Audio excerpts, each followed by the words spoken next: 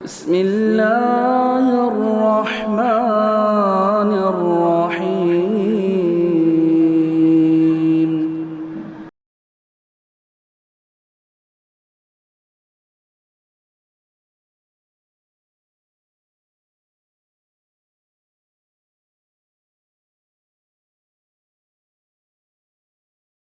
السلام علیکم ورحمۃ اللہ وبرکاتہ۔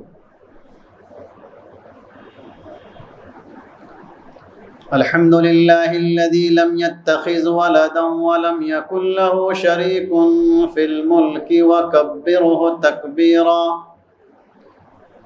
والصلاة والسلام علی رسولہ النبی الکریم الذی جعلہ شاہدا ومبشرا ونذیرا، وعلى آله وصحبه ومن تبعهم بإحسان إلى يوم المعاد، وكان الله بما تعملون خبيرا۔ أعوذ بالله من الشيطان الرجيم۔ ومن يقنت منكن لله ورسوله وتعمل صالحا نؤتها أجرها مرتين وأعتدنا لها رزقا كريما۔ رب اشرح لي صدري ويسر لي أمري واحلل عقدة من لساني يفقهوا قولي، سبحانك لا علم لنا إلا ما علمتنا إنك أنت العليم الحكيم۔ رب زدني علما نافعا، اللهم انفعني بما علمتني وعلمني ما ينفعني وارزقني علما ينفعني، اللهم زدنا ولا تنقصنا واكرمنا ولا تهنا وآتنا ولا تحرمنا وآثرنا ولا تؤثر علينا وارضنا وارض عنا۔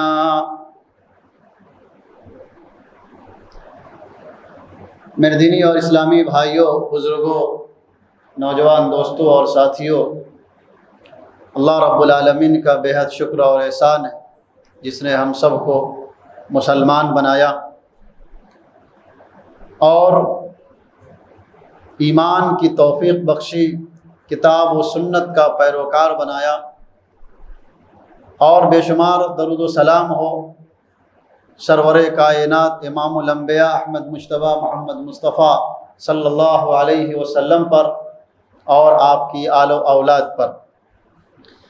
آج کے درس میں 22ویں پارے کی آیتوں کی تفسیر اور ان کے معانی اور مفاہیم بیان کیے جائیں گے۔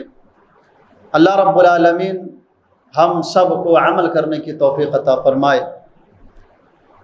اور ہم سب کو اللہ رب العالمین لیلۃ القدر عطا فرمائے، ہمارے 10 دنوں کے جاگنے کو اللہ قبول فرمائے، آمین یا رب العالمین۔ 22ویں پارے کی شروعات ہوتی ہے نبی اکرم صلی اللہ علیہ وسلم کی بیویوں کے تعلق سے۔ اس سے پہلے اللہ رب العالمین نے نبی اکرم صلی اللہ علیہ وسلم کی بیویوں کو یہ دھمکی دیا ہے کہ اگر تم میں سے کوئی نبی کی بیوی ہونے کے باوجود برائی کرتی ہے، غلط کام کرتی ہے، تو ہم دوسروں کے مقابلے میں اسے ڈبل سزا دیں گے، ہم اسے ڈبل سزا میں مبتلا کریں گے، ڈبل عذاب دیں گے۔ اس کے جسٹ بعد اللہ تعالیٰ نے یہ 22ویں پارے کی آیت شروع ہوتی ہے، اس میں اللہ نے خوشخبری سنائی، اگر برا کام کریں گے تو ڈبل عذاب ملے گا، ویسے ہی اگر اچھا کام کریں گے تو اللہ ڈبل اجر دے گا۔ یہ اللہ کی رحمت ہے، یہ اللہ نے ترغیب دلائی اور یہ خوشخبری سنائی ہے۔ چنانچہ اللہ رب العالمین ارشاد فرماتا ہے وَمَن يَقْنُتْ مِنْكُنَّ لِلَّهِ وَرَسُولِهِ، اور تم میں سے جو اللہ اور اس کے رسول کی فرما برداری کرے گی، جو اللہ اور اس کے رسول کے تابع اپنی زندگی گزارے گی، وَتَعْمَلْ صَالِحًا، اور نیک عمل کرے گی، نُؤْتِهَا أَجْرَهَا مرتين، ہم اسے دوہرا اجر عطا کریں گے۔ وَأَعْتَدْنَا لَهَا رِزْقًا كَرِيمًا، اور ہم اس کے لیے بہترین روزی تیار کر کے رکھے ہوئے ہیں۔ اس کا مطلب یہ ہے، یہ آیت کریمہ بتلا رہی ہے کہ اللہ رب العالمین نے اس آیت میں نبی اکرم صلی اللہ علیہ وسلم کی بیویوں کو دو خوشخبری سنائی ہے۔ ایک یہ ہے، دو کام کرنے کا اللہ نے حکم دیا اور دو خوشخبری اس پر سنائی۔ ایک کہا کہ آپ کو اللہ اور اس کے رسول کی اطاعت اور فرما برداری کرنی ہوگی پوری زندگی، اور دوسرا نیک عمل کرنا ہوگا۔ اگر آپ کے اندر اطاعت و فرما برداری اور نیک عمل رہے گا تو اللہ رب العالمین سب سے پہلی خوشخبری اور پہلا انعام اللہ نے دیا کہ اللہ آپ کو ڈبل اجر عطا کرے گا، اور دوسری خوشخبری یہ دیا ہے کہ اللہ رب العالمین آپ کو بہترین روزی سے آپ کو نوازے گا۔ اور اللہ تعالیٰ نے جنت میں نبی اکرم صلی اللہ علیہ وسلم کی بیویوں کو یہ خوشخبری سنائی کہ بہترین روزی اللہ نے ان کے لیے تیار کیا ہے۔ اس کے بعد اللہ نے کہا یا نساء النبی، پھر اللہ نے پردے کا ذکر کیا۔ آپ نبی کی بیوی ہیں اور تمام مومنوں کی ماں ہے، تو مومنوں کی ماں ہونے کا مطلب یہ نہیں ہے کہ گرچہ مومنوں پر آپ سے شادی کرنا حرام ہے، لیکن اس کا مطلب یہ ہرگز نہیں ہے کہ آپ مومنوں کے سامنے بے پردگی کو اختیار کریں۔ مومن اور تمام مومنوں کی ماں ہونے کے باوجود اللہ تعالیٰ نے نبی اکرم صلی اللہ علیہ وسلم کی بیویوں کو پردہ کرنے کا حکم دیتے ہوئے کہا یا نساء النبی لستن کاحد من النساء، اے نبی کی بیویوں تم عام عورتوں کی طرح نہیں ہو، تمہارا مقام بہت بلند ہے۔ جس کو نبی اکرم صلی اللہ علیہ وسلم کے گھرانے میں جگہ مل گئی وہ عورت بڑی خوش نصیب ہے۔ اللہ کے رسول صلی اللہ علیہ وسلم کی زوجیت جسے عطا ہو جائے، اس سے بڑی فضیلت اس عورت کے لیے کچھ ہو ہی نہیں سکتی۔ اسی لیے اللہ نے کہا کہ اے نبی کی عورتوں، آپ عام عورتوں کی طرح نہیں ہیں، آپ کا مقام کچھ اور ہے، آپ کا مقام بلند ہے۔ ان اتقیتن فلا تخضعن بالقول، تو اللہ نے آپ کو نبی کی بیوی بنایا، آپ کو اتنا بڑا مقام عطا کیا، اگر آپ کے اندر تقوی ہے فلا تخضعن بالقول، تو کوئی مسلمان آپ سے اگر بات کرتا ہے تو آپ لچک دار انداز میں بات نہ کریں۔ بات کے اندر لچک مچک پھٹک نہیں ہونی چاہیے، بات ایک دم صاف ستھری اور واضح ہونی چاہیے، دو ٹوک ہونی چاہیے۔ ایسا انداز نہیں ہونا چاہیے جس سے سامنے والا کچھ اور سمجھ لے اور اس کے دل کے اندر کچھ اور آپ کے تعلق سے پیدا ہو جائے۔ یہ اللہ نے نبی اکرم صلی اللہ علیہ وسلم کی بیویوں کو یہ تعلیم دیا، اور جب اللہ نے نبی اکرم صلی اللہ علیہ وسلم کی بیویوں کو یہ تعلیم دیا ہے کہ آپ کو کے اندر تقوی ہوگا تو آپ کسی سے بات کریں گے تو سلجھے انداز میں بات کریں گے، اور نخریلے انداز میں یا لچکدار انداز میں بات نہیں کریں گے، تو بتائیے عام مومنہ عورتوں کا کیا حال ہوگا؟ عام مومنہ عورتوں کو بدرجہ اولا ایسے انداز میں بات نہیں کرنی چاہیے جس سے سامنے والے کے دل میں کچھ پیدا ہو جائے، کچھ وسوسہ پیدا ہو جائے، کچھ خام خیالی پیدا ہو جائے، وہ کچھ اور سوچنے لگے کہ ہمارا لائن کلیئر ہو رہا ہے۔ اللہ نے کہا کہ ایسا مت کرنا، فَيَطْمَعُ الَّذِي فِي قَلْبِهِ مَرَضٌ، ورنہ ایسے لچکدار انداز میں بات کریں گے تو جس کے دل کے اندر بیماری ہوگی وہ آپ کے بارے میں کچھ اور سوچنے لگے گا۔ وَقُلْنَ قَوْلًا مَعْرُوفًا، اور آپ لوگوں سے معروف طریقے سے بات کیجیے۔ اس آیت کریمہ کے اندر اللہ رب العالمین نے تقوی کے حوالے سے نبی صلی اللہ علیہ وسلم کی بیویوں کو سمجھایا، یعنی اگر تقوی ہوگا تو پردے کا اصل مقصد حاصل ہوگا۔ اگر عورت کے پاس تقوی نہیں ہے تو پردے کا اصل مقصد جو ہے وہ حاصل نہیں ہو سکتا۔ پردے کا اصل مقصد کیا ہے؟ عصمت کی حفاظت، عزت کی حفاظت، یہ پردے کا اصل مقصد ہے۔ آدمی برقع پہن لے، خوب اپنے آپ کو توپ لے، اور اس کے دل کے اندر تقوی نہیں ہو، اللہ کا ڈر نہیں ہو، پھر وہ کتنا بھی با پردہ کیوں نہ ہو وہ برائی سے نہیں بچ سکتی۔ اسی لیے اللہ نے یہاں پہ نبی اکرم صلی اللہ علیہ وسلم کی بیویوں کو تقوی اختیار کرنے کی تعلیم دیا، اور تقوی کے حوالے سے کہا کہ آپ کے دل کے اندر تقوی ہونا چاہیے جس سے اصل پردہ ہوگا اور جس سے آپ کی عصمت کی حفاظت ہوگی، ورنہ لاکھ حجاب کی پابندیاں آپ کر لیجئے، اگر دل صاف نہیں ہوگا تو آدمی گناہوں سے نہیں بچ سکتا۔ تقوی کسے کہتے ہیں؟ کیا اللہ نے جو یہاں پہ تقوی کا حکم دیا ہے کیا مطلب ہے اس تقوی کا؟ حضرت طلق بن حبیب رضی اللہ عنہ تقوی کی تفسیر میں بیان کرتے ہیں تقوی عمل طاعت اللہ رجاء رحمت اللہ علی نور من اللہ. تقوی وہ کام ہے کہ آدمی اللہ کی اطاعت کرے اور اللہ کی رحمت کی امید رکھے. اللہ کی اطاعت ہو اور رحمت کی امید ہو اور اللہ رب العالمین اسے دین اور ایمان کی روشنی عطا فرمائے. یہ تقوی ہے. والتقوی ترک معصیت اللہ. اور تقوی یہ ہے کہ آپ اللہ کی نافرمانی کو چھوڑ دیں, اللہ کی معصیت کو چھوڑ دیں, اللہ کے مخافت عذاب اللہ, اللہ کے عذاب سے ڈرتے ہوئے آپ اگر برائی کو چھوڑ دیتے ہیں, گناہوں کو چھوڑ دیتے ہیں, یہ تقوی ہے. خلاصہ کیا ہوا؟ طلق بن حبیب رضی اللہ عنہ کے اس اثر سے, صحابی کے اس قول سے معلوم ہوتا ہے کہ تقوی صرف دو چیز کا نام ہے. ایک یہ کہ آپ کے اندر اللہ کی اطاعت ہونی چاہیے اور اللہ کی نافرمانی سے ڈر ہونا چاہیے. آپ اللہ کی نافرمانی سے بچ جائیں اور اللہ کے حکم کے مطابق زندگی گزاریں. یہی تقوی ہے. یہ تقوی اگر ہو, ہم اللہ کا ڈر دل کے اندر ہو اور اللہ کی اطاعت ہو تو آدمی گناہوں سے بچ جائے گا. چاہے اگر اس پردہ کے اندر کچھ کمی بھی ہو اور اللہ کا ڈر دل کے اندر ہو تو آدمی برائی سے محفوظ رہے گا. اور آپ دیکھتے ہیں کہ بلکہ آج تو ایک فتنہ چلا ہوا ہے. ایسے پردے اور ایسے برقعے چلے ہوئے ہیں کہ اندر کا کپڑا کچھ اور ہوتا ہے اور اوپر کا کپڑا کچھ اور ہوتا ہے. اندر پھٹا چٹا اور پرانا کپڑا رہتا ہے اور اوپر ایسے زرق برق لباس ہوتے ہیں اور ایسے برانگیختہ کرنے والا پردہ ہوتا ہے کہ نہ دیکھنے والا بھی دیکھ لیتا ہے. آدمی 60 سال کی عمر کو پہنچ گیا ہے اور ایسا برقع پہنتا ہے کہ نوجوان سوچتا ہے کہ یہ 25 سال کی لڑکی ہوگی. تو نہ دیکھتے ہوئے بھی انسان اس کی طرف دیکھتا ہے. ایسا پردہ اسلام کے اندر جائز نہیں ہے جو لوگوں کی نگاہوں کو کھینچ سکے. پردہ کا مطلب ہے کہ آپ کی عصمت محفوظ رہے. اسی طرح سے اللہ رب العالمین نے جو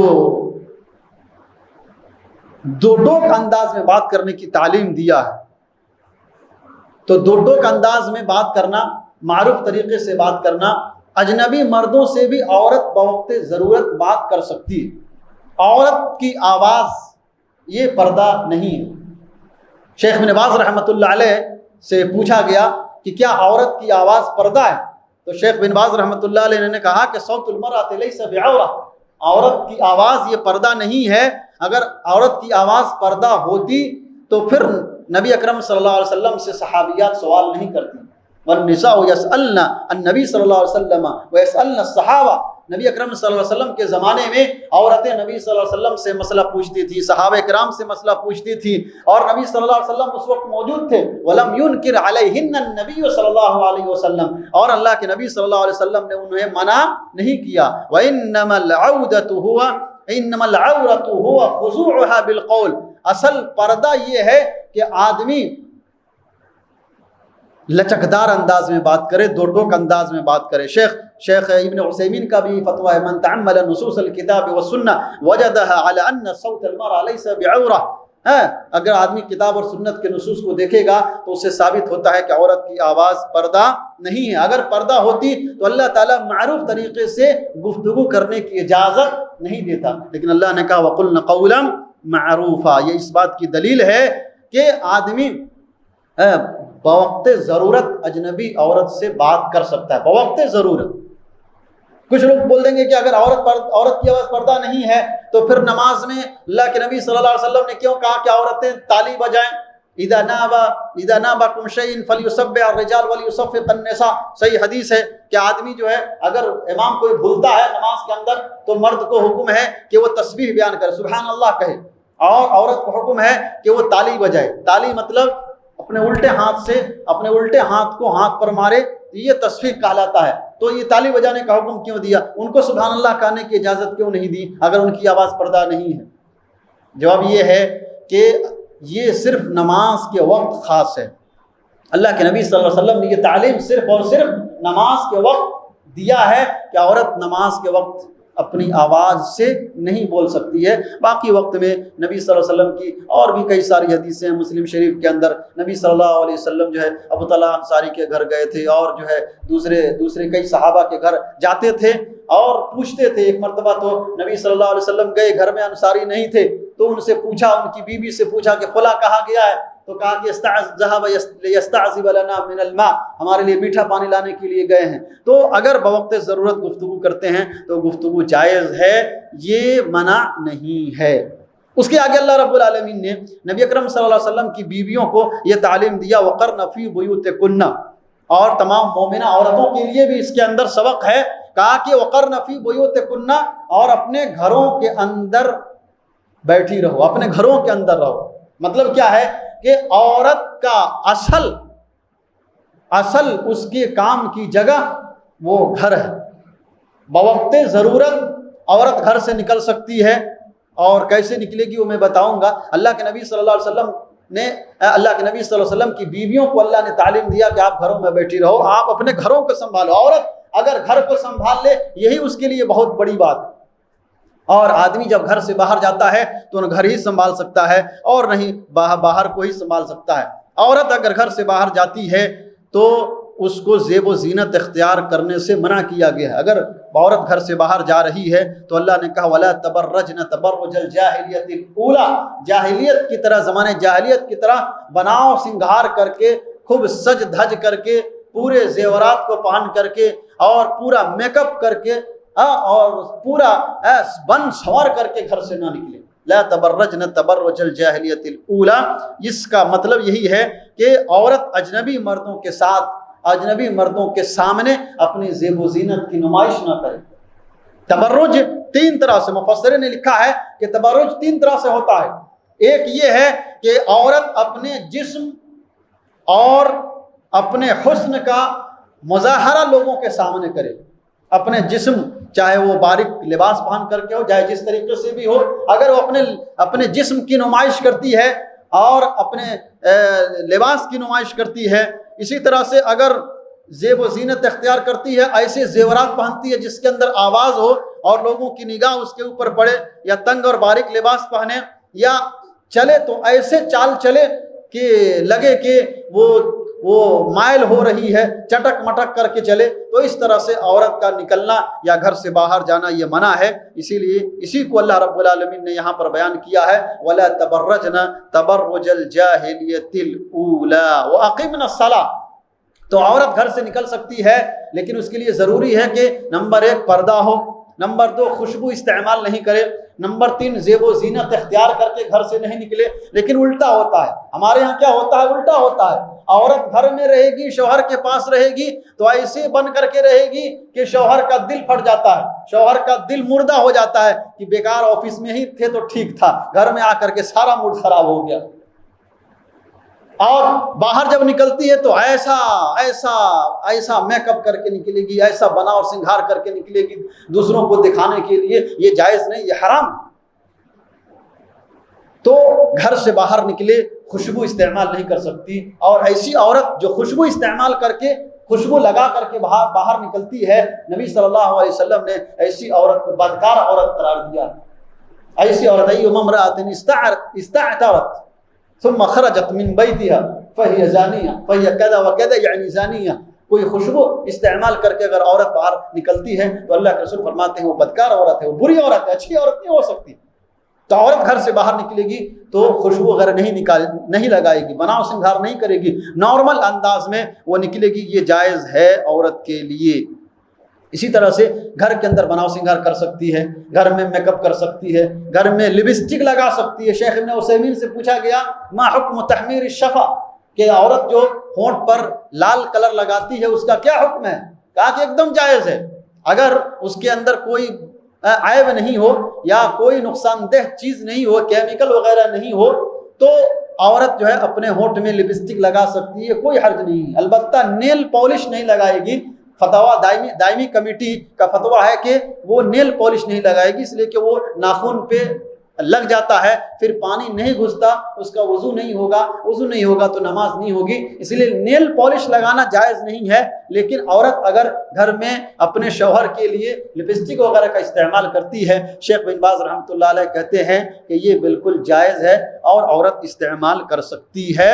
عورت گھروں کے اندر اپنے بناؤ سنگھار کرے، اپنے شوہر کے لیے کرے، یہ اس کے لیے جائز ہے۔ جتنا بن سور کر کے رہے، اسلام اس کی تعلیم دیتا۔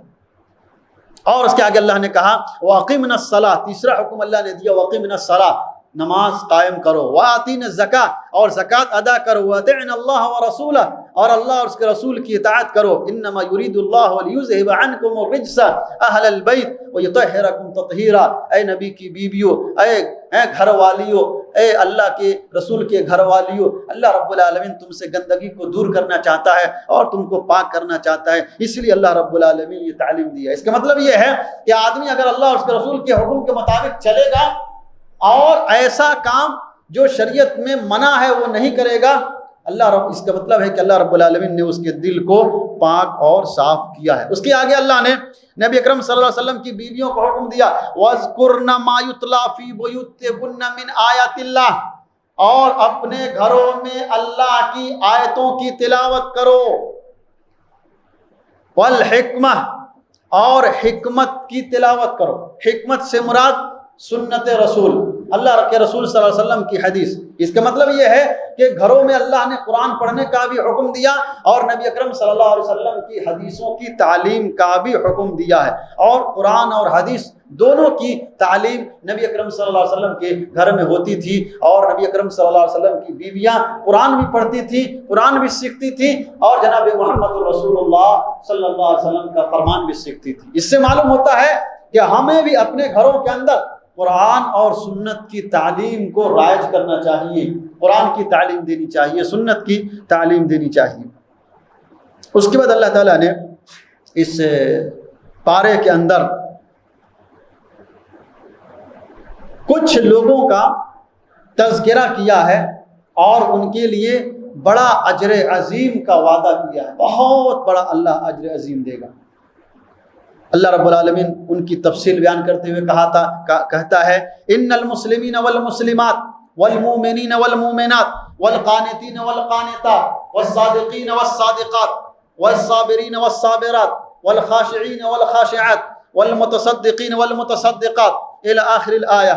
اللہ کہتا ہے بے شک مسلمان مرد، مسلمان عورتیں، مومن مرد، مومن عورتیں، فرما بردار مرد، فرما بردار عورتیں، سچے مرد، سچی عورتیں، صبر کرنے والے مرد، صبر کرنے والی عورتیں، صدقہ کرنے والے مرد، صدقہ کرنے والی عورتیں، روزہ رکھنے والے مرد، روزہ رکھنے والی عورتیں، شرمگاہوں کی حفاظت کرنے والے مرد اور شرمگاہوں کی حفاظت کرنے والی عورتیں، اللہ کو یاد کرنے والے مرد اور اللہ کا ذکر کرنے والی عورتیں، اعد اللہ لہم مغفرۃ واجرا عظیما، اللہ نے ان لوگوں کے لیے مغفرت تیار رکھی ہے اور اجر عظیم رکھا۔ اس کا مطلب یہ ہے، یہ سارے صفات ہیں، اگر ان کی تفصیل میں ہم جائیں گے تو گھنٹوں لگ جائیں گے۔ اللہ نے اشارہ کیا ہے کہ آپ مسلمان ہیں، اس کا مطلب ہے کہ آپ اپنے آپ کو اللہ کے حوالے کر دیجئے، سب کچھ اب اللہ کے ہاتھ میں ہے، آپ کا کوئی اختیار نہیں ہے۔ یہ اسلام کا مطلب ہے، یہ مسلمان کا مطلب ہے کہ جس کو کوئی اختیار نہیں رہتا ہے۔ ما کان لمؤمن ولا مؤمنہ اذا قضى الله ورسوله امرا ان يكون لهم الخيرة من امرهم، اللہ فرماتا ہے کہ کسی مسلمان مومن مرد اور عورت کے لیے یہ جائز نہیں ہے کہ اللہ اور اس کے رسول کوئی فیصلہ کر دے تو اس میں اس کو کوئی اختیار ہو۔ مومن اور مسلمان کو کوئی اختیار نہیں رہتا ہے، تو آدمی اپنے آپ کو اللہ کے حوالے کر دے۔ ہماری زندگی، ہمارا اٹھنا بیٹھنا، چلنا پھرنا، سونا جاگنا، بولنا، یہ سب کے سب اللہ کے لیے ہونا چاہیے، سب کچھ اللہ کے لیے ہونا چاہیے۔ اللہ نے کہا ان صلاتی ونسکی ومحیای ومماتی للہ رب العالمین، ان صلاتی، میری نماز، میری قربانی، میرا مرنا، میرا جینا، یہ سب کچھ اللہ کے لیے۔ مسلمان کا مطلب ہے کہ اس دنیا میں اسے کوئی اختیار نہیں، پورا پاور اللہ کے ہاتھ میں ہے، اور اللہ جیسے کہے گا ویسے ہی چلے گا، تب جا کر کے اللہ اسے اجر عظیم عطا فرمائے گا۔ فرما برداری ہونی چاہیے، اللہ کی فرما برداری، رسول کی فرما برداری، عورت ہے تو شوہر کی فرما برداری، بیٹا ہے تو والدین کی فرما برداری، یہ سب اس کے اندر شامل ہے۔ صادقین و صادقات، سچ بولنا، سچ بولنے کا حکم اسلام دیتا ہے، سچا ہونا چاہیے، چاہے سچ بولنے میں آپ کو تکلیف ہی کیوں نہ ہو۔ نبی اکرم صلی اللہ علیہ وسلم کی یہ تعلیم ہے کہ آپ سچ کو لازم پکڑیے، ایاکم والصدق فإن الصدق یہدی الی البر، صحیح روایت ہے بخاری شریف کی، اللہ کے رسول فرماتے ہیں علیکم بالصدق، سچائی کو لازم پکڑو، فإن الصدق یہدی الی البر، اس لیے کہ سچائی نیکی کی طرف لے جاتی ہے، وإن البر یہدی الی الجنہ، اور نیکی آدمی کو جنت کی طرف لے جاتی ہے، وإن الرجل لیصدق حتى یکتب عند اللہ صدیقا، اور آدمی سچ بولتے رہتا ہے، سچ بولتے رہتا ہے، سچ بولنے کا وہ عادی بن جاتا ہے، یہاں تک کہ اللہ رب العالمین کے نزدیک، اللہ کے یہاں وہ سچا لکھ دیا جاتا ہے۔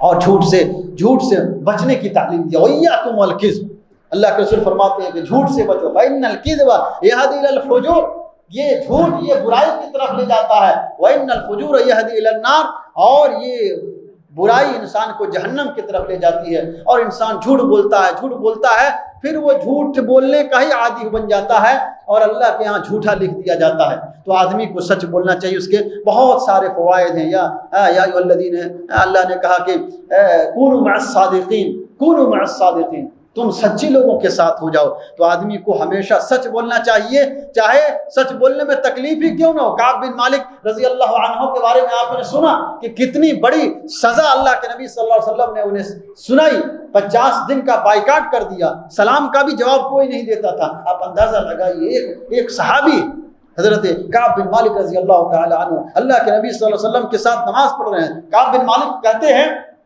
کہ میں فجر کے وقت پہلی صف میں اللہ کے نبی صلی اللہ علیہ وسلم کے پیچھے نماز پڑھتا تھا، اور آپ جیسے ہی سلام پھیرتے تھے میں آپ کے چہرے کی طرف دیکھتا، میں سلام کرتا اور آپ کے چہرے کی طرف دیکھتا کہ کیا آپ کا ہونٹ ہل رہا ہے یا نہیں، آپ سلام کا جواب دے رہے ہیں کہ نہیں۔ لیکن نبی صلی اللہ علیہ وسلم نے ان کے سچ بولنے کی وجہ سے، ایک بات نہ ماننے کی وجہ سے 50 دن تک بائیکاٹ کر دیا تھا، کوئی مسلمان ان سے سلام نہیں کرتا تھا۔ آزمائش تھی، لیکن سچے تھے، تو اللہ رب العالمین نے آسمان سے ان کی برات نازل فرمائی، ان کی توبہ اللہ نے قبول کیا، اور نبی صلی اللہ علیہ وسلم کو بتایا کہ کعب بن مالک صحیح ہے، سچے ہیں، اور ان کو اللہ نے خوشخبری سنائی۔ اسی طرح سے آدمی کو اللہ سے ڈرنا، صدقہ کرنا، روزہ رکھنا، یہ ساری چیزیں اللہ رب العالمین نے اس میں ذکر کیا ہے۔ اگر آدمی یہ سب کرے گا تو اللہ رب العالمین اسے بہت بڑا اجر سے نوازے گا، اور اللہ رب العالمین اس کی مغفرت فرمائے گا۔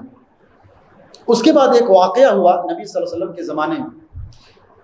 نبی صلی اللہ علیہ وسلم نے زید بن حارثہ کو متبنہ بنایا تھا، منہ بولا بیٹا بنایا تھا زید بن حارثہ کو، اور جب آیت نہیں اتری تھی کہ ان کے باپ کے نام کے ساتھ ادعوہم لآبائہم، ان کے باپ کے نام کے ساتھ ان کو پکاریے، عبداللہ بن عمر وغیرہ کہتے ہیں کہ ما کننا زیدا الا زید بن محمد، کہ ہم لوگ زید بن حارثہ کو زید بن محمد ہی کہتے تھے۔ جب آیت اتری تب ہم کو معلوم ہوا کہ یہ حارثہ کے بیٹے ہیں، محمد صلی اللہ علیہ وسلم نبی صلی اللہ علیہ وسلم کے بیٹے نہیں ہیں۔ تو یہ زید بن حارثہ آپ کے منہ بولے بیٹے تھے، ان کی شادی ہوئی تھی زینب بنت جہش سے، پھر ان کی طلاق ہو گئی۔ طلاق ہونے کے بعد اللہ رب العالمین نے زینب بنت جہش سے نبی صلی اللہ علیہ وسلم کی شادی کرائی۔ تو یہ بات مدینے کے اندر پھیل گئی، اور لوگ یہ باتیں بنانے لگے کہ کیسے نبی ہیں، یہودیوں نے یہ بات، یہ ہوا اڑا دی یا افواہ پھیلا دی کہ کیسے نبی ہیں جو اپنے بہو سے شادی کر لیا، اپنے بیٹے کی بیوی سے شادی کر لیا۔ اللہ نے اسی کے بارے میں آیت اتاری، ما کان محمد ابا احد من رجالکم، محمد تم میں سے کسی مرد کے باپ نہیں ہے، کسی بھی مرد کے باپ نہیں ہے۔ کیوں؟ اس لیے کہ نبی صلی اللہ علیہ وسلم کو کوئی مرد اولاد تھی نہیں، ساری کی ساری بچیاں تھیں، کوئی مرد اولاد نہیں تھی۔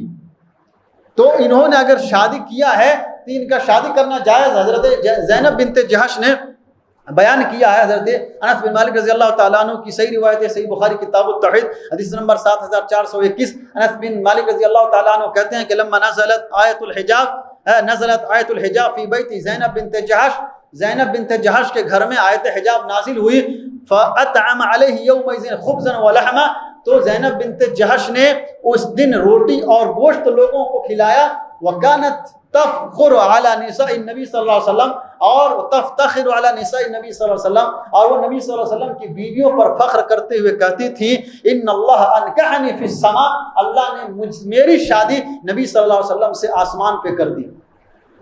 تو یہ زینب بنت جہش سے شادی اللہ کے نبی صلی اللہ علیہ وسلم کی جائز تھی، اس لیے کہ ان کے اپنے بیٹے نہیں تھے۔ اپنے بیٹے کی بہو، اپنے بیٹے کی بیوی سے شادی کرنا یہ حرام ہے، اپنی بہو سے شادی کرنا حرام ہے، یہ اللہ نے یہاں پہ تعلیم دیا۔ اور آگے کہا وَلَٰكِن رَسُولَ اللَّهِ وَخَاتَمَ النَّبِيِّينَ، لیکن اللہ کے رسول، یہ اللہ کے رسول ہیں اور خاتم النبیین ہیں، تمام نبیوں کے آنے پر مہر لگانے والے ہیں، اب آپ کے بعد کوئی نبی آنے والا نہیں ہے۔ یہ آیت کریمہ بتلا رہی ہے کہ اب کسی بھی قسم کا نبی آنے والا نہیں ہے۔ اللہ کے نبی صلی اللہ علیہ وسلم کے بعد جتنے بھی لوگ آئے سب کے سب جھوٹے اور مکار تھے، اور ایسے ایسے نبی آئے، ایسے ایسے نبی آئے، اور ان کے معجزات آدمی سنتا ہے تو بڑا یعنی ہنسی آتی ہے، اور کیسے نبی ہیں؟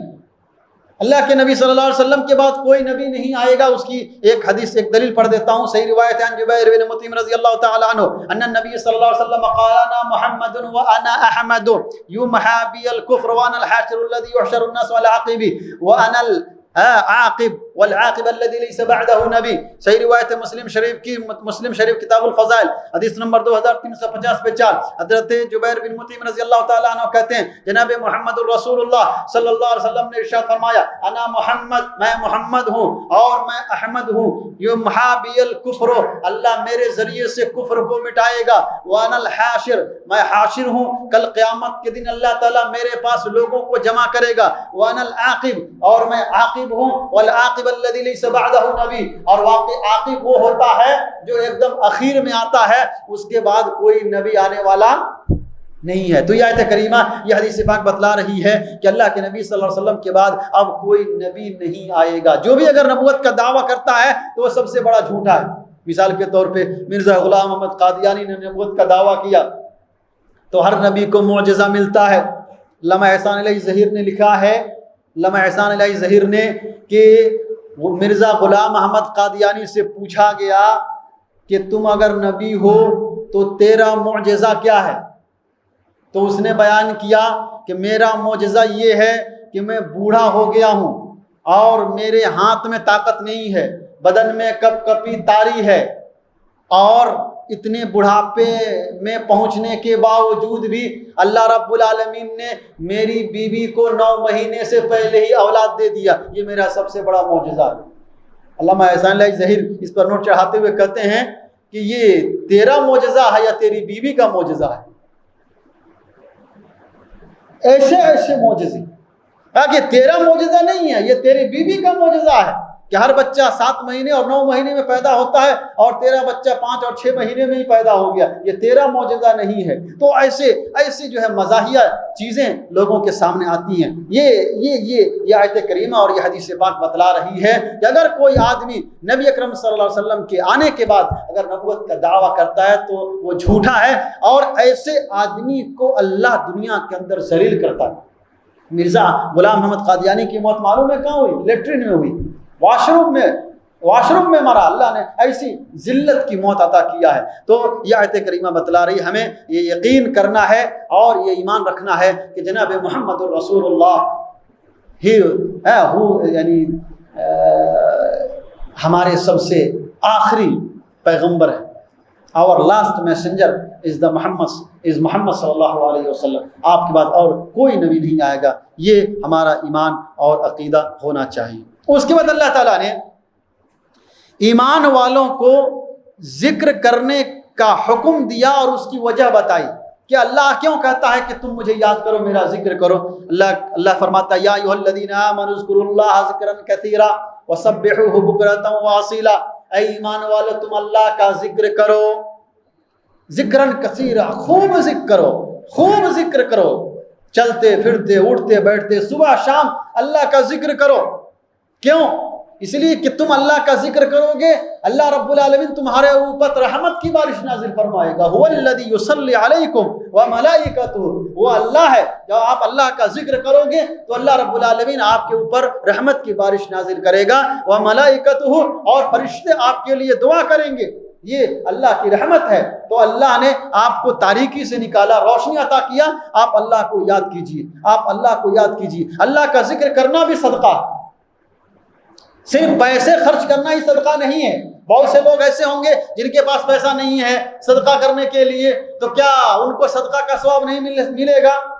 اللہ کے نبی صلی اللہ علیہ وسلم کے زمانے میں بھی بہت سارے غریب لوگ تھے، فقیر لوگ تھے، پیسہ نہیں تھا.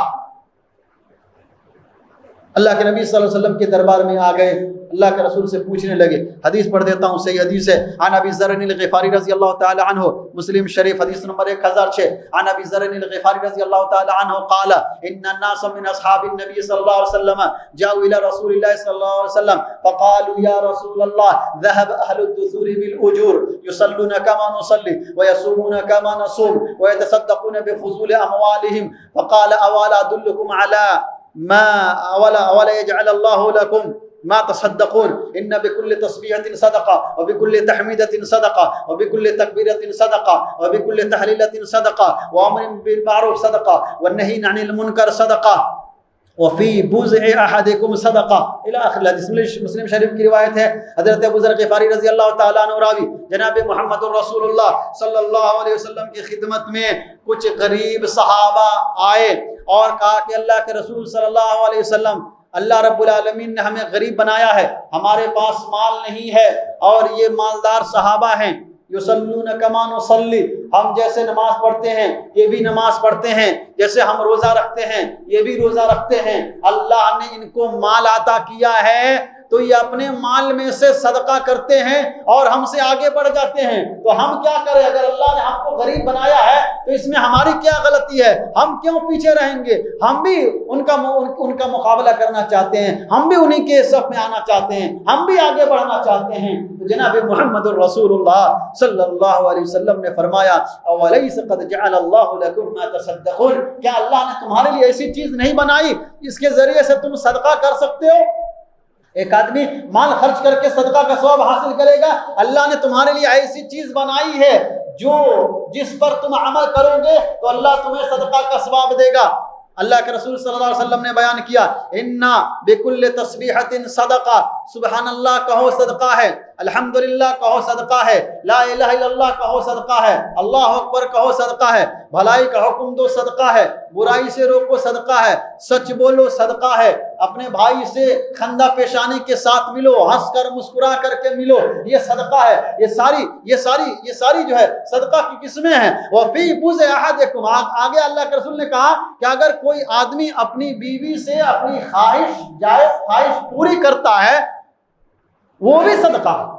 اگر کوئی آدمی اپنی ضرورت اپنی بیوی سے پورا کرتا ہے وہ بھی صدقہ ہے. وفی بزع احدکم صدقہ. اللہ کے رسول صلی اللہ علیہ وسلم سے صحابہ نے کہا کہ اللہ کے رسول ایسے کیسے ہو سکتا ہے؟ حیات یحدنا شہوتہ ویکون له فی اجر، آدمی اپنی ضرورت پوری کرے گا، اپنی خواہش پوری کرے گا، اپنی بیوی سے ملے گا، اس پر بھی اس کو ثواب ملے گا، اس پہ بھی اس کو اجر ملے گا. تو اللہ کے رسول صلی اللہ علیہ وسلم نے کہا اچھا یہ بتاؤ ارأیتم ان وضعها فی حرام اکان علیہ فیہا وزر، اگر یہی کام وہ حرام طریقے سے پورا کرے، اگر وہ بدکاری میں مبتلا ہو جائے اور اپنی بیوی کو چھوڑ کر کے کہیں اور اپنی خواہش پوری کرے، اپنی ضرورت پوری کرے، تو کیا اس کو گناہ ہوگا یا نہیں ہوگا؟ کہا کہ ہاں ایک دم ہوگا، ایک دم ہوگا. کہا کہ ہاں جس طرح سے حرام جگہ میں اگر خواہش پوری کرے گا تو اسے گناہ ہوگا. فَكَذَلِكَ إِذَا وَضَعَهَا فِي الْحَلَالِ كَانَ لَهُ أَجْرٌ، اسی طرح سے اگر حلال طریقے سے وہ اپنی خواہش پوری کرتا ہے تو اللہ رب العالمین اسے اجر عطا فرمائے گا. اللہ، یہ سب صدقہ ہے. اب کیا ہوا؟ اب مالدار جو لوگ تھے کسی دوست نے ان کو بھی یہ نسخہ بتلا دیا کہ اللہ کے نبی صلی اللہ علیہ وسلم نے غریب صحابہ کو یہ نسخہ عطا کیا ہے، ہم لوگوں کا مقابلہ کرنے کے لیے دوست ہوتے ہیں، بتلا دیا. اب وہ بھی کہنے لگے، وہ بھی سبحان اللہ الحمدللہ لا الہ الا اللہ اللہ اکبر یہ سارے کام وہ بھی کرنے لگے. اب پھر آ گئے اللہ کے رسول صلی اللہ علیہ وسلم، وہ بھی چالو ہو گئے. اب کیا کریں؟ تو اللہ کے رسول نے کہا ذالک فضل اللہ یؤتیہ من یشاء. اب وہ کیا کر سکتے ہیں؟ یہ تو اللہ کا فضل ہے، اللہ جسے چاہتا ہے دے دیتا ہے. اگر اللہ نے انہیں مال دیا ہے اور وہ اس کے ذریعے سے آگے بڑھتے ہیں تو یہ اللہ کا فضل ہے، اور اللہ اپنا فضل جسے چاہتا ہے اسے دے دیتا ہے. اب وہ بھی کر رہے ہیں، آپ بھی کیجئے، وہ بھی کریں گے. بس یہ اللہ کا فضل سمجھیے، اللہ نے ان کو آپ کے اوپر فضیلت بخشی ہے. تو اس سے مالدار ہونے کی فضیلت ثابت ہوتی ہے. جی اللہ دنیا سے محبت کرنے سے منع ضرور کرتا ہے، لیکن کبھی یہ نہیں کہتا ہے کہ مال مت کماؤ. خوب مال کمائیے. ربنا آتنا فی الدنیا حسنہ وفی الآخرۃ حسنہ. ہماری دنیا بھی اچھی ہونی چاہیے. علامہ ابن کثیر نے لکھا ہے حسنہ کی تفسیر میں کہ اس کے پاس ایئر کنڈیشن گاڑی ہو، الغرفہ المکیفہ، اس کے پاس ایئر کنڈیشن بنگلہ ہو، گاڑی ہو، نوکر ہو، چاکر ہو. یہ سارے حسنات کے اندر شامل ہے، اور یہ سب اللہ سے آدمی مانگ سکتا ہے. اور نبی صلی اللہ علیہ وسلم کے زمانے میں صحابہ کرام بڑے بڑے بزنس مین تھے، بڑے بڑے مالدار تھے. عبدالرحمن بن عوف کو دیکھ لیجیے. عبدالرحمن بن عوف رضی اللہ عنہ کے بارے میں آتا ہے، صحیح روایت ہے مسلم شریف کی، کہ جب ان کا انتقال ہوا تو ان کی جائیداد ان کی 4 بیویوں میں تقسیم ہوا. یعنی 4 بیویوں کا 1/8 1/8 حصہ ان کی 4 بیویوں میں تقسیم ہوا. تو ایک بیوی کو 84,000 دینار حصہ میں آیا تھا. اللہ، ایک بیوی کو 8 ان کے مال کا 8واں حصہ ان کی 4 بیویوں میں تقسیم ہوا تو ایک بیوی کو 84,000 دینار حصہ میں آیا تھا. 84,000 آپ اندازہ لگا لیجیے. 1,000 دینار تقریباً 5.5 کلو سونا ہوتا ہے، اور 84,000 کتنا کلو سونا ہوگا؟ اتنا اللہ رب العالمین اتنا مال عطا کیا. تو یہ اللہ کا فضل ہے. آپ خود کمائیے، بچوں کے لیے کر کے جائیے. اسلام اس کی تعلیم دیتا ہے. نبی صلی اللہ علیہ وسلم نے یہ تعلیم دیا. مسلم شریف کی حدیث ہے انک ان تذر ورثتک اغنیاء خیر لک من ان تذرهم عالة یتکففون الناس. آپ اپنے بچوں کو مالدار بنا کر کے جاؤ، یہ زیادہ بہتر ہے اس بات سے کہ ان کو غریب اور فقیر سڑک چھاپ بنا کر کے جاؤ اور لوگوں کے سامنے کٹورا لے کر پھرے، لوگوں کے سامنے اپنے ہاتھ کو پھیلاتے پھرے. اس سے بہتر ہے کہ اپنے بچوں کے لیے کچھ کر کے جائیے. تو اسلام اس بات کی اجازت دیتا ہے. اور جب مال نہیں ہوگا، ہر کام جو ہے صرف ایمان سے نہیں چلتا ہے، اس میں مال کی بھی ضرورت پڑتی ہے. اور اگر اللہ تعالیٰ مال عطا کرے تو آدمی کو دل کھول کر کے اللہ کی راہ میں خرچ کرنا چاہیے. اللہ رب العالمین اس کا ڈبل اور اس کا دوہرا اللہ عطا کرتا ہے. وہ مال کم نہیں ہوتا ہے، اللہ سبحانہ و تعالیٰ اس کا بدل عطا فرماتا ہے. اس کے بعد نبی صلی اللہ علیہ وسلم کے بارے میں ایک جو غلط عقیدہ ہے اللہ نے اس کی تردید کیا ہے. لوگوں کو کا عقیدہ کیا ہے نبی صلی اللہ علیہ وسلم کے بارے میں؟ لوگ یہ سوچتے ہیں کہ ہم جس مجلس میں بھی رہیں گے اور الصلاۃ والسلام علیک یا رسول اللہ پڑھیں گے، اللہ کے نبی صلی اللہ علیہ وسلم جن کی طرح بھوت کی طرح ہمارے سامنے حاضر ہو جائیں گے. اور یہ عقیدہ لے کر کے لوگ پڑھتے ہیں. اور حاضر اور ناظر ہیں، ہر جگہ موجود ہیں. کیا ہر جگہ موجود ہے؟ اللہ نے کہا یا ایھا النبی انا ارسلناک شاہدا، اور دلیل دیتے ہیں کہ اللہ نے کہا کہ نبی صلی اللہ علیہ وسلم حاضر ہیں. یا ایھا النبی انا ارسلناک شاہدا، اے نبی ہم نے آپ کو شاہد بنایا ہے. اور شاہد کا مطلب ہوتا ہے کہ حاضر ہیں. شاہد کا مطلب ہر جگہ حاضر ہونا نہیں ہوتا ہے. شاہد بنایا اس کا مطلب ہے کہ اللہ تعالیٰ نے آپ کو گواہ بنایا ہے. آپ کل قیامت کے دن دوسرے نبیوں کی گواہی دیں گے. اور شاہد کا مطلب قرآن کے اندر آپ کا گواہ بنانا ہی ہے. اس کے لیے ایک حدیث پڑھ دیتا ہوں، صحیح روایت ہے، صحیح بخاری کتاب الاعتصام بالکتاب والسنہ، حدیث نمبر 7340 پر 9، عن ابی سعید الخدری رضی اللہ تعالی عنہ قال قال رسول اللہ صلی اللہ علیہ وسلم یجاء بنوح علیہ الصلوۃ والسلام یوم القیامہ فیقال له هل بلغت فیقول نعم فتسأل امته فیقولون ما جاءنا من نذیر فیقول اللہ سبحانہ وتعالی لنوح من شهودك فیقول محمد وامته فیجاء بكم فتشهدون ثم قرأ رسول اللہ صلی اللہ علیہ وسلم وكذلك جعلناكم امة وسطا لتكونوا شهداء على الناس. صحیح بخاری کی روایت ہے. شاہد کا مطلب گواہ ہوتا ہے. اس کی دلیل صحیح بخاری کتاب الاعتصام بالکتاب والسنہ میں ابو سعید خدری رضی اللہ تعالیٰ عنہ کی روایت کہتے ہیں کہ جب قیامت کا دن ہوگا حضرت نوح علیہ السلام کو اللہ تعالیٰ بلائے گا. نوح علیہ السلام نے 950 برس تک اپنی قوم کو توحید کی دعوت دیا. ان لوگوں کو اللہ تعالیٰ بلائے گا. نوح علیہ السلام سے اللہ پوچھے گا حل بلغتا، کیا تو نے اللہ کا پیغام پہنچایا؟ تو حضرت نوح علیہ السلام کہیں گے کہ ہاں بے شک میں نے پہنچایا. تو پھر اللہ ان کی قوم کو بلائے گا اور ان سے پوچھے گا حل بلغکم، کیا نوح نے اللہ کا پیغام تم کو پہنچایا؟ تو ان کی قوم انکار کر دے گی، مکر جائے گی، کہے گی نہیں نہیں نہیں نہیں نہیں، ما جانا من نذیر، ہمارے پاس کوئی ڈرانے والا نہیں آیا تھا، کوئی نبی نہیں آیا تھا، نوح نہیں آئے تھے ہمارے پاس. تو اللہ تعالیٰ نوح علیہ السلام سے پوچھے گا کہ آپ نے اللہ کا پیغام پہنچا دیا، اور اللہ جانتا ہے.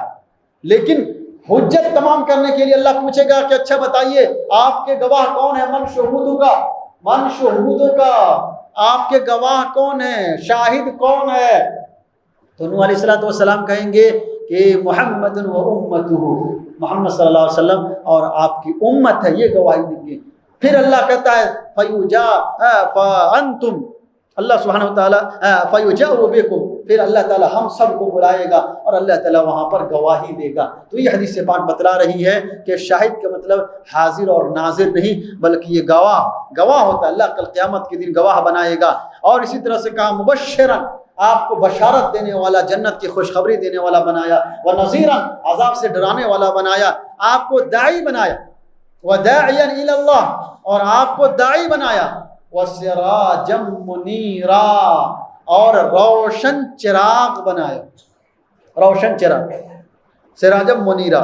سراجم منیرا سے لوگ ایک غلط استدلال کرتے ہیں اور ایک غلط عقیدے کی ترویج کے لیے اس آیت سے دلیل پکڑتے ہیں. کہتے ہیں کہ اللہ تعالیٰ نے نبی صلی اللہ علیہ وسلم کو سراج منیر بنایا ہے، روشن چراغ بنایا ہے، اور چراغ میں نور ہوتا ہے. اس کا مطلب ہے کہ نبی صلی اللہ علیہ وسلم کو اللہ نے نور بنایا ہے. تو کیا یہ بات صحیح ہے؟ اگر اللہ تعالیٰ نے یہاں پہ مراد نور ہی اگر لیا ہے تو آپ سے میں پوچھتا ہوں، آپ کا بچہ ہے، آپ اپنے بچے کو بولتے ہیں کہ یہ میرا لخت جگر ہے، تو کیا آپ نے اپنا دل توڑ کر کے اس کو دے دیا ہے کیا؟ آپ کا دل ٹوٹ گیا؟ یا کہتے ہیں یہ ہمارے بڑھاپے کی لاٹھی ہے، تو کیا وہ لاٹھی ہے؟ مارتے پھریے گا بچے سے، وہ لاٹھی ہے؟ یہ کہتے میرا نور نظر ہے، یہ میری آنکھوں کا تارا ہے، تو کیا وہ آپ کی آنکھ کی روشنی بن گئی؟ وہ بچہ آپ کی آنکھ کی روشنی ہے، تو پھر آپ کو اندھا ہونا چاہیے، پھر کیوں دیکھ رہے ہیں؟ مطلب کیا ہے؟ مطلب یہ ہے کہ آدمی پیار سے بولتا ہے کہ میرا لخت جگر ہے، یہ میرے بڑھاپے کا سہارا ہے، یہ میری آنکھوں کا تارا ہے، یہ پیار سے بولتا ہے. اسی طرح سے اللہ رب العالمین نے نبی اکرم صلی اللہ علیہ وسلم کو یہاں پیار سے سراج منیر کہا. اور اگر چلیے مان لیتے ہیں کہ نور ہے، تو نور سے مراد جسمانی نور نہیں ہے، یہ نور ہدایت ہے. نور ہم بھی مانتے ہیں، لوگ یہ اہل حدیث ہیں اللہ کے نبی کو نور نہیں مانتے. کون بولتا ہے جھوٹا؟ کون بولتا ہے ہم نور نہیں مانتے؟ ہم نور مانتے ہیں، لیکن ہم نور مجسم نہیں مانتے ہیں. نور مجسم نہیں مانتے ہیں، جسم نور نہیں مانتے ہیں، بلکہ ہم نور ہدایت مانتے ہیں. اللہ نے آپ کو نور ہدایت بنا کر کے بھیجا، آپ دنیا کے اندر آئے اور آپ سے روشنی پھیلی، تاریکی ختم ہو گئی، ہدایت کی روشنی پھیلی، ایمان اور توحید کی روشنی پھیلی. یہی ساری باتیں اللہ نے قرآن میں بار بار ذکر کیا ہے. نبی صلی اللہ علیہ وسلم کو نور ہدایت، جہاں پہ اللہ کے نبی صلی اللہ علیہ وسلم کو اللہ نے نور کہا ہے، وہاں پہ یہدی کا لفظ استعمال کیا ہے. جہاں نور کہا ہے، جہاں پہ بھی نور کا لفظ آیا ہے، وہاں پہ اللہ نے کہا یہدی بھی، اس کے ذریعے سے اللہ ہدایت دیتا ہے. اس کا مطلب ہے کہ نور ہے، لیکن نور ہدایت ہے، نور مجسم نہیں ہے. اس کے بعد اللہ تعالیٰ نے ایمان والوں کو، مومنوں کو ایک ادب سکھایا ہے. ادب کیا ہے؟ اکثر کیا ہوتا ہے، ہم لوگ دعوت کھانے جاتے ہیں، خوب اسٹارٹر کھاتے ہیں، اور اس کے بعد بریانی چاپتے ہیں، جوس پیتے ہیں، اور اس کے بعد گھنٹوں گھنٹوں وہاں بیٹھ کر کے بکواس کرتے رہتے ہیں. یہ دعوت کے ادب کے خلاف ہے. نبی اکرم صلی اللہ علیہ وسلم کے زمانے میں بھی کچھ صحابہ ایسے ہی کر رہے تھے یا کیے تھے. نبی صلی اللہ علیہ وسلم نے ولیمہ کی دعوت دیا اور صحابہ کرام کھا کر کے بیٹھ کر کے کوئی ہلنے کا نام نہیں لے رہا ہے۔ اللہ تعالیٰ نے آیت اتاری، کہا وَلَٰكِنْ إِذَا دُعِيتُمْ فَادْخُلُوا، اے صحابیوں، اے نبی کے جانثارو، جب تم کو دعوت دی جائے تو تم آؤ۔ فَإِذَا طَعِمْتُمْ فَانْتَشِرُوا، اور جب کھا لو تو پھر سیٹ چھوڑ دو، ریزرو مت رکھو، وہاں بیٹھے مت رہو۔ فَانْتَشِرُوا، تم نکل جاؤ۔ وَلَا مُسْتَأْنِسِينَ لِحَدِيثٍ، اور بات میں، گفتگو میں پڑے مت رہو، اس میں محو مت رہو، یہ تو اللہ کے رسول ہیں، ان کو شرم آتی ہے۔ إِنَّ ذَلِكُمْ كَانَ يُؤْذِي النَّبِيَّ، یہ نبی صلی اللہ علیہ وسلم کو تکلیف دینے کی طرح ہے۔ فَيَسْتَحِي، یہ نبی تم سے شرماتے ہیں اس لیے نہیں کچھ کہہ رہے ہیں۔ وَاللَّهُ لَا يَسْتَحِي مِنَ الْحَقِّ، اور اللہ حق سے نہیں شرماتا ہے۔ یہ تو نبی شرما رہے ہیں تو تم بیٹھے ہوئے ہو، ان کو تکلیف ہو رہی ہے، پھر بھی نہیں بول رہے ہیں کہ جاؤ، لیکن اللہ نہیں شرماتا ہے، اس لیے اللہ کہتا ہے کہ تم بیٹھو مت، یہاں سے نکل جاؤ، چلے جاؤ۔ یہ آیت کریمہ بتلا رہی ہے کہ آدمی جب دعوت کھانے جائے تو آدمی بیٹھا نہیں رہے، ورنہ گھر والا گنہگار ہو جائے گا۔ اللہ کے نبی صلی اللہ علیہ وسلم نے کہا کہ اتنی دیر نہ بیٹھا رہے کہ گھر والوں کو حتی یوسمہ، کہ گھر والوں کو گناہ میں ڈال دے۔ کہ اللہ کے رسول صلی اللہ علیہ وسلم سے پوچھا کہ گھر والے گناہ میں کیسے پڑیں گے؟ تو کہا کہ اگر جاؤ گے نہیں تو کچھ نہ کچھ اس کے دل کے اندر تو آئے گا بھائی، کیا بھی کھانا بھی کھا لیا، پانی بھی پی لیا، جوس بھی پی لیا، سب ہو گیا، ٹھنڈا گرم سب ہو گیا، اور ابھی بھی بیٹھا ہوا جانے کا نام نہیں لے رہا ہے، تو گھر والوں کو تکلیف ہوتی ہے۔ تو اللہ نے یہ ادب سکھایا ہے کہ جب آپ فارغ ہو جائیں تو اجازت، فوراً اجازت لیجیے گھر والوں سے کہ اب اجازت دیجیے ہم جائیں گے، یہ ادب ہے۔ بیٹھ کر کے گھنٹوں وہاں پہ فاسٹنگ کر رہے ہیں، گپی مار رہے ہیں، یہ درست نہیں ہے۔ اور اس کے بعد اللہ نے کہا وَإِذَا سَأَلْتُمُوهُنَّ فَاسْأَلُوهُنَّ مِنْ وَرَاءِ حِجَابٍ، اور اے نبی کے جانثارو، جب تمہیں کوئی چیز مانگنی ہو نبی کی بیویوں سے تو پردے کے پیچھے سے مانگو۔ معلوم کیا ہوا کہ تمام عورتوں کو چاہیے کہ اگر کوئی مانگنے والا آئے تو دیتے وقت پردے کے پیچھے سے دے، لیکن ہمارے ہاں ہوتا ہے الٹا ہے، جیسے ہی مانگنے والا آتا ہے پورا پردہ اوپن ہو جاتا ہے، عورت ایک دم سامنے کھل کر کے باہر آ جاتی ہے گیٹ پر۔ یہ جائز نہیں ہے، پردہ ہر جگہ ضروری ہے۔ تو یہاں پہ اللہ تعالیٰ نے پردے کے پیچھے سے مانگنے کا حکم دیا، کہا کہ ایسا اگر کریں گے ذالک اطہر لقلوبکم وقلوبہن، اس سے تمہارا بھی دل صاف رہے گا اور عورتوں کا بھی دل صاف رہے گا۔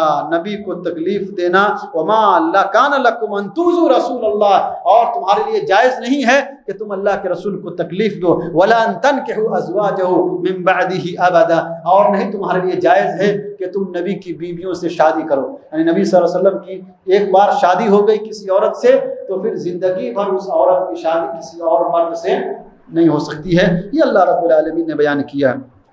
اس کے بعد نبی صلی اللہ علیہ وسلم پر درود بھیجنے کا اللہ حکم دیتا ہے اور کہتا ہے ان اللہ و ملائکتہ یصلون علی النبی، تمام اللہ تعالیٰ جو ہے رحمت بھیجتا ہے، فرشتے رحمت بھیجتے ہیں، اے ایمان والو تم بھی نبی صلی اللہ علیہ وسلم پر درود بھیجو۔ جب بھی نبی صلی اللہ علیہ وسلم کا نام آئے یا ایھا الذین آمنوا صلوا علیہ وسلموا تسلیما، جب بھی نبی صلی اللہ علیہ وسلم کا نام آئے تو صلاۃ اور سلام بھیجنا چاہیے، اور صلاۃ اور سلام ویسے نہیں بھیجنا جیسے لوگ بھیجتے ہیں، آپ زبان سے پڑھ لیجئے صلی اللہ علیہ وسلم، یہی درود بھیجنا ہے۔ کھڑے ہو کر کے درود بھیجنا یا جو ہے بناوٹی درود بھیجنا یہ جائز نہیں، یہ جائز نہیں ہے۔ اللہ کے نبی صلی اللہ علیہ وسلم نے درود سکھائی ہے، درود ابراہیمی، صحابہ کرام صلی اللہ علیہ وسلم ایسے پڑھا کرتے تھے، تو آدمی اس طرح سے صلاۃ و سلام بھیج سکتا ہے نبی صلی اللہ علیہ وسلم پہ، اور نبی صلی اللہ علیہ وسلم اس کا جواب بھی دیتے ہیں۔ نبی صلی اللہ علیہ وسلم جواب نہیں دیتے، نبی صلی اللہ علیہ وسلم سلام کو سنتے ہیں، اور آپ آ کر کے نہیں سنتے ہیں۔ لوگوں کا عقیدہ کیا ہے کہ ہم سلام پڑھیں گے تو نبی صلی اللہ علیہ وسلم ہمارے مجلس میں آ کر کے ہمارے سلام کو سنیں گے، یہ عقیدہ صحیح نہیں ہے۔ کیوں؟ اس لیے کہ نبی صلی اللہ علیہ وسلم کے بارے میں اللہ تبارک و تعالیٰ نے بیان فرمایا ہے ان للہ ملائکۃ سیاحین، کہ اللہ کے کچھ زمین میں گھومنے والے فرشتے ہیں جو زمین میں گھومتے پھرتے ہیں، یبلغوا من امتی السلام، میری امت سے جو سلام ہوتا ہے وہ سلام ہم تک پہنچاتے ہیں۔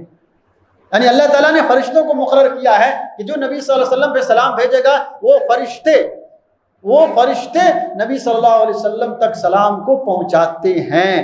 تو اگر نبی صلی اللہ علیہ وسلم حاضر ہوتے اور ہر مجلس میں پہنچے ہوئے رہتے تو پھر اللہ تعالیٰ فرشتوں کو مقرر نہیں کرتا کہ لے جا کر کے نبی صلی اللہ علیہ وسلم کو سلام پہنچاؤ۔ پھر جب سلام پہنچتا ہے تو ابو داؤد کی روایت ہے اس وقت تک کے لیے اللہ رب العالمین اپنے نبی صلی اللہ علیہ وسلم کی روح واپس لوٹاتا اور آپ سلام کا فرد علیہ، پھر ہم سلام کا جواب دیتے ہیں۔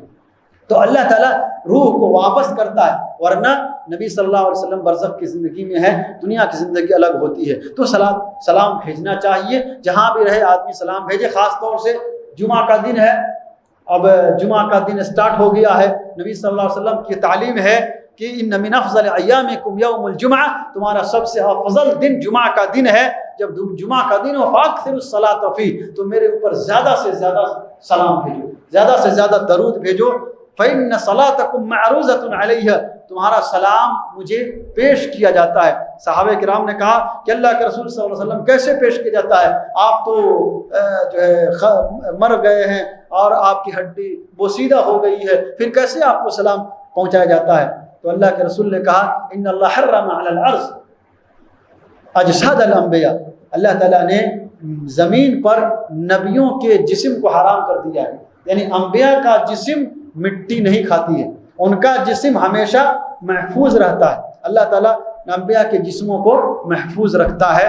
تو یہ نبی صلی اللہ علیہ وسلم اور یہ نبیوں کی شان ہے، اور اس کا مطلب یہ نہیں ہے کہ وہ دنیاوی زندگی کی طرح زندہ ہے اور پھر وہ ہمارے کچھ کام آ سکتے ہیں، نہیں، وہ برزخ کی زندگی ہے، اور اللہ تعالیٰ نے برزخ کی زندگی میں ان کو زندہ رکھا ہے۔ اس کے بارے میں اور غلط عقیدہ نہیں رکھنا چاہیے، جتنا ہم کو بتایا گیا ہے بس اتنا ایمان رکھنا ہے۔ کیا انبیاء کی جسموں کو مٹی نہیں کھاتی؟ نہیں کھاتی۔ انبیاء اپنی قبروں کے اندر زندہ ہیں، اپنی قبروں کے اندر زندہ ہے تو ہے، یہ یقین رکھنا ہے۔ اللہ کے نبی صلی اللہ علیہ وسلم کو سلام پہنچایا جاتا ہے اور پھر روح آپ کی لوٹائی جاتی ہے اور آپ سلام کا جواب دیتے ہیں، یہ صحیح حدیث سے ثابت ہے، یہ ہم کو ماننا ہے۔ لیکن آپ کسی کی فریاد رسی کریں یا کسی کی حاجت پوری کریں، یہ غلط ہے اور اس کی اجازت اسلام نہیں دیتا ہے۔ اور اسی کا ذکر کرتے ہوئے اللہ تعالیٰ نے نبی صلی اللہ علیہ وسلم کو نبی صلی اللہ علیہ وسلم نبی صلی اللہ علیہ وسلم کی زبانی اللہ تعالیٰ نے یہ بات بیان فرمائی کہ جو آدمی مر گیا آپ لاکھ چلائے چیخیں اس کو آپ نہیں سنا سکتے ہیں۔ اللہ تعالیٰ ارشاد فرماتا ہے وَمَا يَسْتَوِي الْأَحْيَاءُ وَلَا الْأَمْوَاتُ، زندہ اور مردہ دونوں برابر نہیں ہو سکتے ہیں۔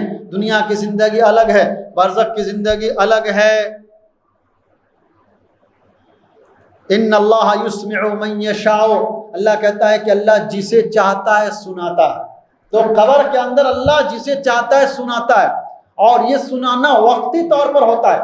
مثال کے طور پہ صحیح روایت ہے حضرت انس بن مالک رضی اللہ تعالیٰ عنہ کہ اللہ کے رسول فرماتے ہیں اذا عزی المیت فی قبرہ، جب میت کو قبر کے اندر رکھا جاتا ہے، وتولی عنہ اصحابہ، اور اس کے ساتھی وہاں سے واپس جاتے ہیں، وانہ لیسمع قرع نعالہم، تو ان کے جوتے کی آواز کو سنتا ہے۔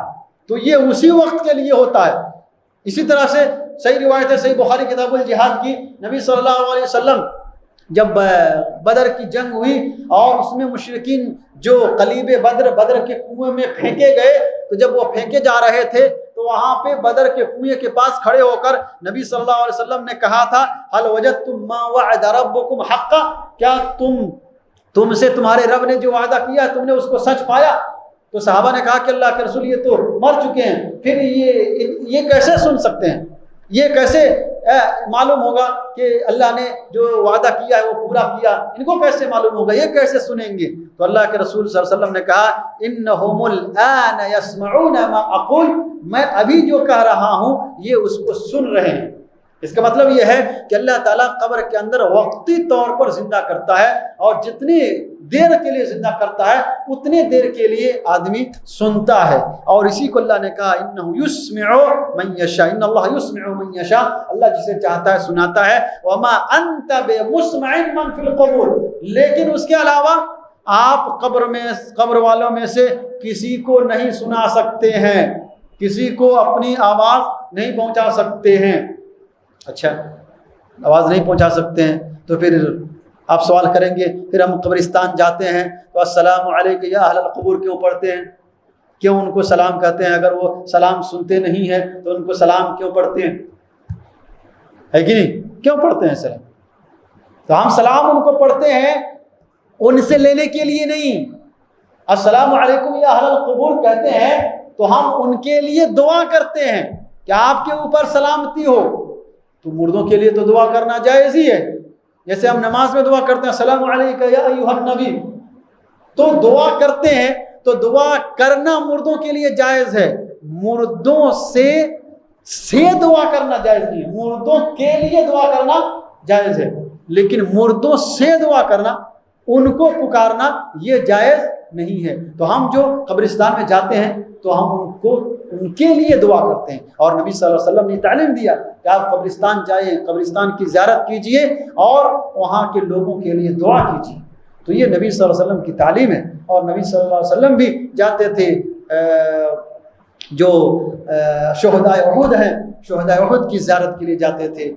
جو بقیع الغرقد ہے اس قبرستان میں جاتے تھے. صحابہ کرام بھی جاتے تھے. تو قبرستان جا کر کے ان کے لیے دعا کرنا یہ ثابت ہے، یہ جائز ہے. آپ ان کے لیے دعا کر سکتے ہیں، لیکن ان سے دعا نہیں کر سکتے ہیں کہ آپ ہماری ضرورت کو پوری کریں. ما انت بمسمع من فی القبور، اپنی آواز اور ضرورت ان تک ہم نہیں پہنچا سکتے ہیں.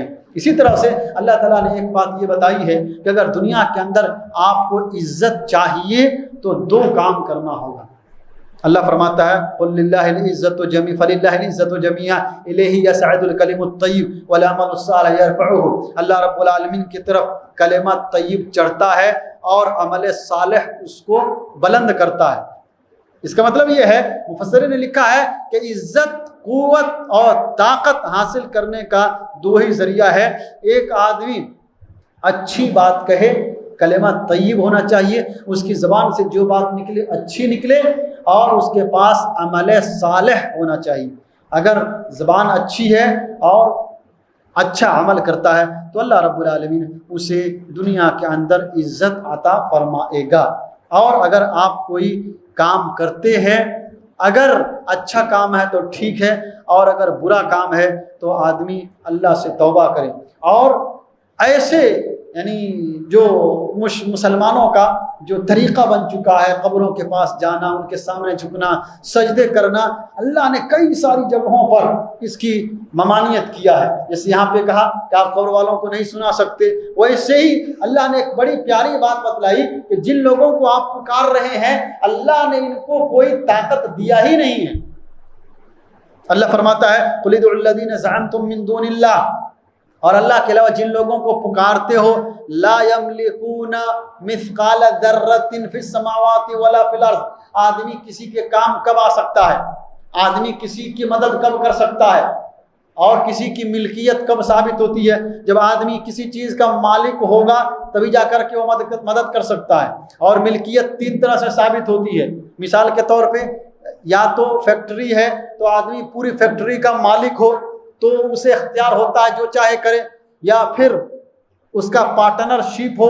اگر پارٹنر ہو تو اس کو 50% کا حق رہتا ہے، وہ چاہے اس میں اختیار کرے، وہ جو چاہے وہ اس میں کر سکتا ہے، اس کو اختیار رہتا ہے. اور تیسرا ہوتا ہے کہ اگر کوئی اس کے اندر ہیلپر ہے، مینیجر ہے، کام کرنے والا ہے تو اس کو تھوڑی بہت ملکیت ہوتی ہے، اختیار ہوتا ہے، وہ کچھ کر سکتا ہے. اللہ نے کہا کہ اللہ کے علاوہ جن لوگوں کو تم پکار رہے ہو جن کے پاس کوئی ملکیت ہے ہی نہیں، لا یملکون مثقال ذرۃ فی السماوات ولا فی الارض، آسمان اور زمین میں ان کو کوئی ملکیت نہیں، یعنی پوری ملکیت بھی نہیں ہے. وما لہم فیہما من شرک، آسمان اور زمین میں کوئی پارٹنرشپ بھی نہیں ہے، ان کی شرکت نہیں ہے. وما لہم من ظہیر، اور کوئی آسمان اور زمین میں اللہ کا سپورٹر بھی نہیں. نہ آپ کو پوری ملکیت ہے، نہ آپ 50% کے مالک ہیں، اور نہیں ادنا پرسنٹ کے، 1% کے بھی آپ مالک نہیں ہیں، کچھ بھی نہیں ہے. تو جب کچھ بھی نہیں ہے، اللہ نے کوئی طاقت ان کو نہیں دیا ہے، کوئی ملکیت نہیں دیا ہے، کوئی اختیار نہیں دیا ہے، تو اللہ کہتا ہے کہ ان لوگوں کو پکارنے سے کوئی فائدہ نہیں ہوگا. اس لیے آدمی کو ہمیشہ اللہ سے دعا کرنی چاہیے، اللہ رب العالمین کو پکارنا چاہیے، اللہ سے اپنی حاجت، اللہ کے سامنے اپنی حاجت رکھنی چاہیے. جو مر گیا ہے اس کے ساتھ کیا ہو رہا ہے ہم کو خود نہیں معلوم ہے، اس کی قبر میں اس کے ساتھ کیا ہو رہا ہے یہ کوئی نہیں جانتا. اس لیے اللہ رب العالمین ہمیشہ سے زندہ ہے اور زندہ رہے گا۔ اللہ سے لو لگائیے، اللہ کے سامنے روئیے، گڑ گڑائیے، اللہ کے سامنے جھکیے، اللہ کی عبادت کیجیے، تقوی اختیار کیجیے، اچھی بات بولیے، زبان پہ کنٹرول رکھیے، اور اللہ رب العالمین نے جو نعمت دیا ہے اس پہ شکریہ ادا کیجیے، جیسے اللہ نے سلیمان علیہ السلام کو کہا اعملوا آل داؤد شکرا، شکریہ اللہ کا ادا کرنا چاہیے۔ اللہ ہم سبوں کو ان باتوں پر عمل کرنے کی توفیق عطا فرمائے۔ اللہ رب العالمین ہماری عبادتوں کو قبول فرمائے، ہماری نمازوں کو قبول فرمائے، ہمارے صدقات و خیرات کو قبول فرمائے۔ اللہ رب العالمین ہمارے ہر چھوٹے بڑے عمل کو قبول فرمائے۔ اللہ ہم سب کے ہر قسم کے گناہوں کی بخشش فرمائے۔ اے اللہ ہم سب کو قبر کے عذاب سے بچا لے، ہم سب کو جہنم کی آگ سے بچا لے۔ اے اللہ ہم سب کو جنت الفردوس میں جگہ عطا فرما۔ اے اللہ ہمارے والدین کی قبروں کو نور سے بھر دے۔ رب ارحمہما کما ربیانی صغیرا۔ اے اللہ ہم سب کو تو جنت الفردوس میں جگہ عطا فرما۔ اے اللہ ہمیں جب تک زندہ رکھ اسلام اور ایمان پر، اور خاتمہ دے تو خاتمہ بالخیر عطا فرما۔ آمین یا رب العالمین۔ وآخر دعوانا الحمد للہ رب العالمین۔ والسلام علیکم ورحمۃ اللہ وبرکاتہ، وصلی اللہ علی نبینا محمد وعلی آلہ وصحبہ وسلم۔